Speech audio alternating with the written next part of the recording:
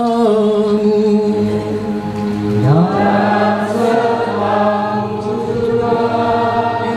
Injil Yesus Kristus menurut Santo Yohanes.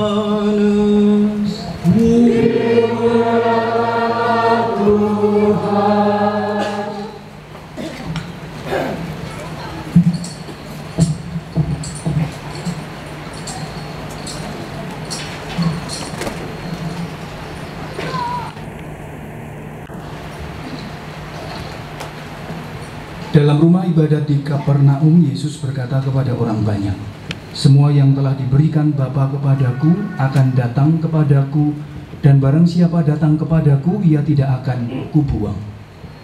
Sebab aku telah turun dari surga bukan untuk melakukan kehendakku, tetapi untuk melakukan kehendak Dia yang telah mengutus aku.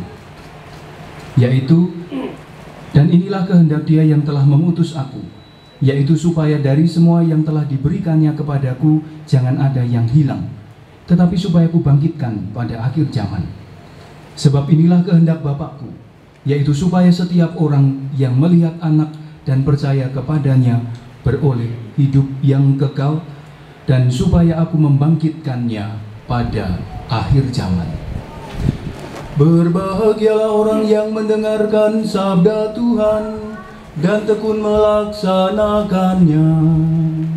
Sabdamu adalah jalan kebenaran dan hidup kami. Demikianlah Injil Tuhan. Ibu bapak, para saudari dan saudara yang terkasih, pada siang hari ini kita berkumpul di tempat ini untuk berdoa bagi saudari-saudara kita yang sudah meninggal, mereka yang sudah berpulang. Dan ketika kita berdoa, rasa-rasanya kita bisa berpikir apakah yang kita katakan itu sungguh-sungguh tepat atau ada yang sedikit keliru. Kalau kita berdoa untuk orang yang meninggal, biasanya yang kita doakan apa, Ibu Bapak? Yang kita mohonkan apa? Apa? Pengampunan. Pengampunan apa? Pengampunan dosa. Yang tahu orang itu berdosa, kita atau Tuhan? Tuhan toh. Nah, kalau kita memintakan pengampunan dosa kepada orang yang meninggal, berarti kita tahu dosanya. Kalau doanya seperti itu, berarti kita nyanyi Tuhan toh. Kita nuduh orang yang sudah meninggal itu punya dosa, padahal kita yang nuduh juga punya dosa gitu. Maka sebetulnya doanya siang hari ini, kalau kita mau doa kepada atau untuk yang meninggal itu, doanya gampang. Doanya wang sinawang, eyang, engkong, emah, bapak, ibu, sederek, poros dulur sing sampun sumari, mengki kula nggih nderek disembahyange nggih sembayange wang sinawang. Nek jenengan pirsa kula duwe dosa, mungkin jenengan nyembahyange kula. Ning kula mboten dong jenengan niku duwe dosa napa mboten. Nek duwe dosa nggih muga-muga Gusti paring pangapunten. Ngoten to sembayange. Nah, rasa saya gitu Bapak Ibu. Mosok awak dhewe yakin banget, Tuhan ampunilah dosanya, kaya-kaya ni saingan karo Gusti Allah. Betul enggak? Perenungan yang pertama. Maka gagasannya, setiap kali kita berdoa rasanya kita perlu mempertanggungjawabkan apa yang kita sampaikan. Kalau kita selalu percaya orang itu berdosa, dosanya itu besar pada saya, karena ternyata saya mengingat-ingat dosanya. Apalagi kalau dosa orang tuanya. Tuhan ampunilah dosa bapak saya, ampunilah dosa ibu saya. Berarti yang dosa bukan bapak ibunya, tapi saya. Wong masih hidup tesih kemutan dosane bapak ibu ya toh. Nah, maka dosa. Ya toh? Itu yang pertama. Maka mari kita berpikir kalau kita mau berdoa. Itu yang pertama. Lalu Bapak Ibu, tadi ada yang bertanya ketika saya datang ke tempat ini. Kemarin Sabtu sore saya misa. Penampilan saya belum seperti ini. Miss Dinar itu keterlaluan semuanya. Karena mereka ketika ketemu saya, kemudian komentarnya, Romo tambah bersinar. Tetapi gagasannya Bapak Ibu, ada satu hal yang bisa saya tawarkan sebagai permenungan untuk kita semua. Ketika kita mati yang penting itu apa? Ketika kita mati yang penting apa coba? Apa yang penting? Apa yang penting ketika kita mati? Apa coba? Makan. Enggak ada. Kalau kita mati yang penting apa? Apa coba? Bukan rambut loh yang penting, itu bukan rambut. Yang penting bukan penampilan kan ibu bapak ketika kita mati kan? Bukan penampilan, tetapi apa coba? Apa? Doa. Apa coba? Ketika kita mati, yang paling penting bagi kita apa Adel? Bagi kita apa coba? Apa? Ikhlas. Mati itu ikhlas, gak ikhlas mati bu. Kita mau ikhlas, gak mau ikhlas mati, tetap mati. Tetapi bagi orang beriman Kristiani, rasa saya kalau kita mati yang penting itu bukan penampilannya, tetapi apanya? Apanya? Penyerahan. Penyerahan apa bu? Warisan? Apa bapak ibu kira-kira? Yang penting apa? Yang penting itu hatinya bapak ibu. Yang penting itu pancarannya, gitu kan? Maka yang penting itu sinarnya. Maka yang penting bagi Tuhan itu bukan nanti ketika kita mati berambut atau enggak berambut, tetapi bagaimana dalam kehidupan kita menyinarkan cinta kasih Tuhan kepada sesama. Itu toh? Maka bagi saya hari ini sudah nyicil menyenangkan hati misdinar saya. Mereka bisa mentertawakan saya, maka mereka happy. Karena happy itu saya diberi pahala. Ya kan? Maka karena mereka saya diberi pahala, maka tertawakanlah saya, nggak apa-apa. Saya dapat pahala kok. Nggak apa-apa. Maka yang penting bukan penampilan, tetapi apa yang kita pancarkan dalam kehidupan. Itu permenungan yang kedua. Maka mari kita berusaha berlomba-lomba memancarkan apa yang bisa kita berikan kepada sesama. Penampilan rasa saya nggak perlu, tidak terlalu penting bagi saya. Mau menarik tidak menarik, apa yang paling penting adalah apa yang kita bagikan kepada sesama. Itu yang kedua. Mau permenungannya berapa? 2 tahun. Nah, sekarang yang ketiga. Kalau kita mati nanti, Bapak Ibu, sudah ada yang pernah mati belum?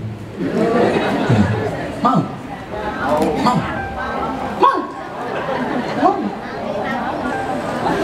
Bapak Ibu, saudari-saudari yang terkasih, kalau kita mati dalam bacaan kedua tadi, bacaan kedua silahkan disimak Bapak Ibu. Ada hal yang menarik.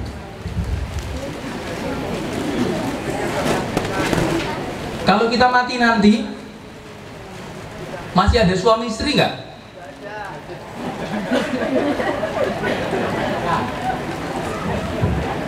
Kalau kita mati nanti, masih ada suami istri nggak ibu bapak?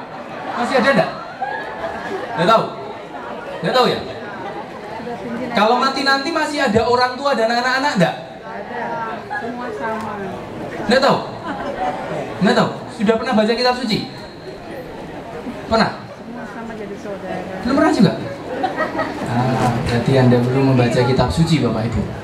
Ketika kita mati nanti, dan ini relevansinya untuk kehidupan kita sehari-hari mulai detik ini Bapak Ibu. Ketika mati nanti, maka tidak ada lagi orang tua, tidak lagi anak-anak, tidak ada lagi suami istri. Maka yang belum menikah janganlah menikah. Serius Bapak Ibu, karena ketika mati tidak ada suami istri, betul tidak? Ketika mati juga tidak ada orang tua dan anak-anak. Maka kalau ada anak-anak mulai lupa kepada orang tuanya, itu tepat atau enggak tepat? Tepat.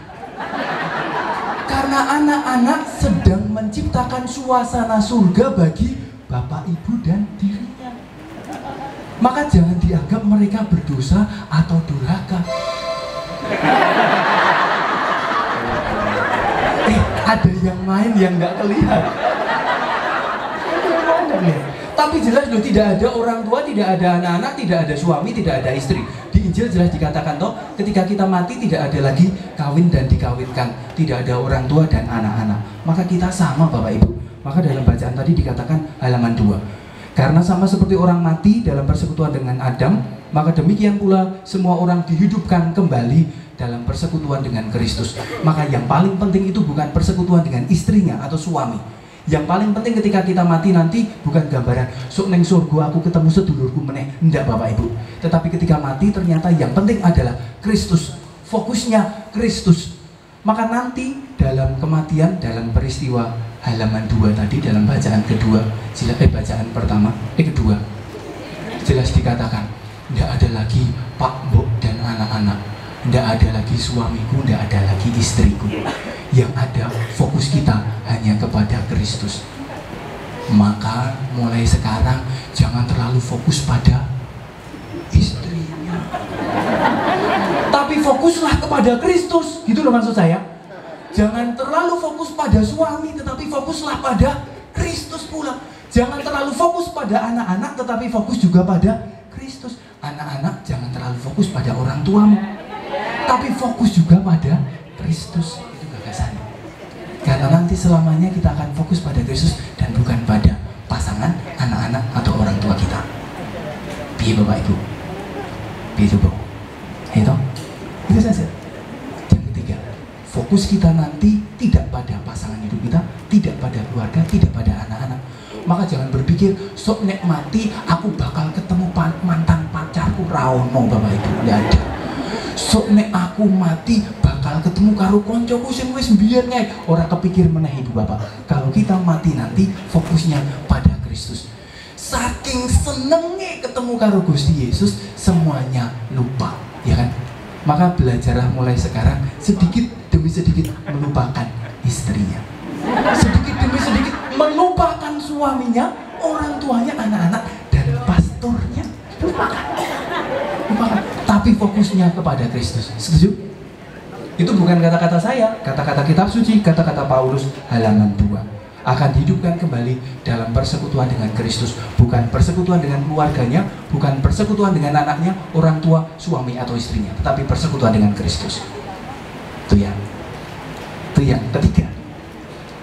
Lalu yang keempat. Yang keempat,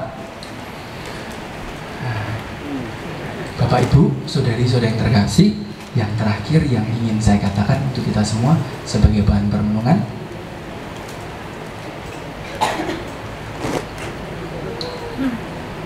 Mati itu rasanya bagaimana sih? Ada yang tahu nggak? Nggak ada. Nggak ada ya? Yakin? Ini pertanyaan yang terakhir. Surga itu di mana?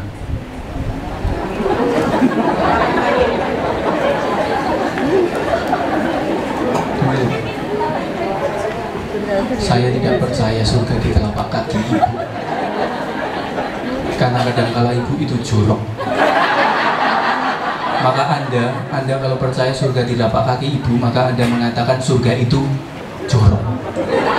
Maka kalau ada yang mengatakan itu, maka Anda berdosa karena menyamakan surga itu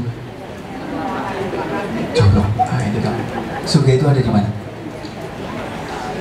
Surga itu di atas. Kalau kita belajar surga di atas, maka Anda itu tidak pernah sekolah. Oh, seriusan, kalian tidak sekolah? Ilmu bumi itu mengatakan bumi itu bentuknya. Nah, surga itu ada di mana, Pak? Ada di bawah? Ada di mana? Surga itu ada di atas. Surga itu di hati. Hatinya siapa? Yakin? Surga itu ada di atas, ada di bawah, ada di hati, ada di mana lagi? Tengah, ada di mana lagi? Telapak tangan. Surga ada di mana lagi? Mana lagi Bapak Ibu? Kalau begitu surga itu ada di mana? Ada di mana?